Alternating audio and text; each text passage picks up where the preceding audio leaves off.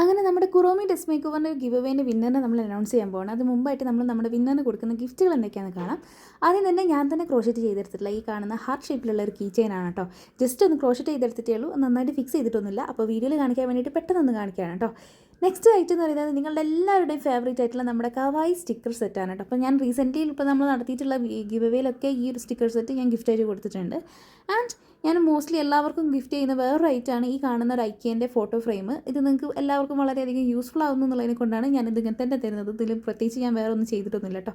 പിന്നെ final item എന്ന് പറയുന്നത് ഈ കാണുന്ന ഒരു ഡയറിയാണ്. അപ്പോൾ ഇത്രയല്ല, ഇതിൻ്റെ കൂടെ ഞാൻ വേറെ എന്തെങ്കിലുമൊക്കെ ആഡ് ചെയ്യും. അപ്പോൾ വീഡിയോയിൽ ഇപ്പോൾ ഇത്രയേ കാണിക്കുന്നുള്ളൂ. ആൻഡ് പാക്കിംഗ് വീഡിയോ വേണമെന്നുണ്ടെങ്കിൽ നിങ്ങൾ കമൻറ്റ് ചെയ്ത് അറിയിക്കാം, നമുക്കത് ചെയ്യാം.